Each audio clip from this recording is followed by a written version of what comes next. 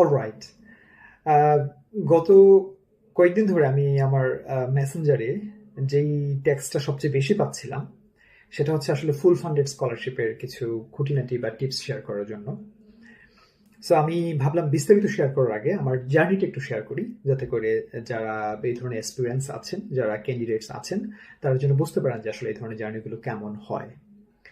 তো আমি জানি প্রত্যেকের ডিফারেন্ট ডিফারেন্ট স্টোরিজ আছে, ডিফারেন্ট ডিফারেন্ট এক্সপিরিয়েন্স আছে। বাট আমি যদি আমার জার্নিটা একটু শেয়ার করি, তাহলে আমি বলবো আমি বেশ লাস্ট কয়েক বছর ধরেই এই ধরনের ইন্টারন্যাশনাল ইউনিভার্সিটিগুলোতে ফুল ফান্ডেড স্কলারশিপের জন্য অ্যাপ্লাই করে আসছিলাম।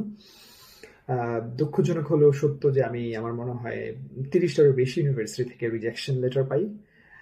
আর যারা আসলে এই ধরনের অ্যাপ্লাই করেন তারা জানেন যে এই এই প্রসেসটা কতটা টায়ারসাম। আসলে এক একটা অ্যাপ্লিকেশনের পেছনে অনেক টাইম দিতে হয়, অনেক অনেক এফোর্ট দিতে হয়, অনেক মেধা খরচ করতে হয়। তারপর যখন আসলে এই ধরনের রিজেকশনগুলো আসে সেগুলো আসলে মেনে নেওয়া খুবই কষ্টকর। সো বাট তারপরেও আমি যেই কাজটা করেছি বা যেই জন্য আসলে মূলত আজকে এই ছোট্ট মেসেজটা আপনাদেরকে দিতে যাচ্ছি আমি, সেটা হচ্ছে আমি কন্টিনিউ করে গিয়েছিলাম। আমি আমি ছেড়ে দিইনি যে না আমাকে দিয়ে হবে না বা ইটস নট পসিবল। সো আমি কন্টিনিউ করে গিয়েছি। সো যার ফলশ্রুতিতে যেটা হয়েছে এই বছর আমি 3টা ফুল ফান্ডেড স্কলারশিপের অফার অ্যাট এ টাইম পাই। আমার প্রথম যে স্কলারশিপটা আসে সেটা হচ্ছে কোরিয়া থেকে একটা পিএইচডি স্কলারশিপ, জি টুট স্কলারশিপ নামে। আহ, তারপর আমার 2 নম্বর স্কলারশিপটা আসে হচ্ছে বেলজিয়ামের DGD scholarship, institute of tropical মেডিসিনের মাস্টার্স প্রোগ্রামে পাবলিক হেলথে, which is also very prestigious scholarship. Third যে স্কলারশিপটা আসে সেটা হচ্ছে Erasmus Mundus joint masters programme in public health and disaster.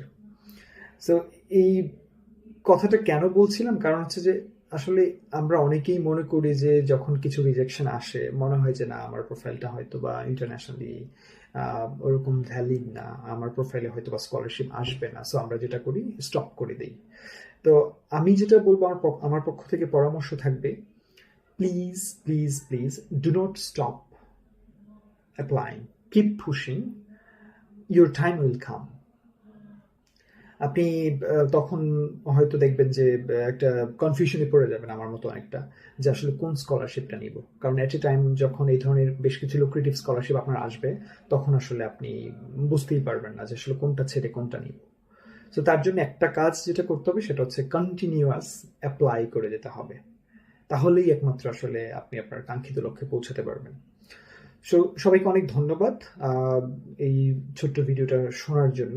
আর আমি চেষ্টা করব আসলে আমার যে জার্নিটা বা আমার যে এক্সপিরিয়েন্সটা সেটা আপনাদের সাথে শেয়ার করতে। সেজন্য আসলে এই প্ল্যাটফর্মটা করা, ইন্টারন্যাশনাল স্টাডি কাউন্সিল। আমি চেষ্টা করব এখানে আমার ক্ষুদ্র জ্ঞান থেকে কিছু এক্সপিরিয়েন্স, কিছু টিপস বা কিছু সাজেশন আপনাদেরকে দিতে, বা বিভিন্ন স্কলারশিপের ইনফরমেশনগুলো শেয়ার করতে। আশা করি আপনাদের ভালো লাগবে। আপনারা যারা এই ধরনের হায়ার স্টাডিজ অ্যাব্রোড নিয়ে ইন্টারেস্টেড, তারা এই ফেসবুক পেজটা ফলো করতে পারেন।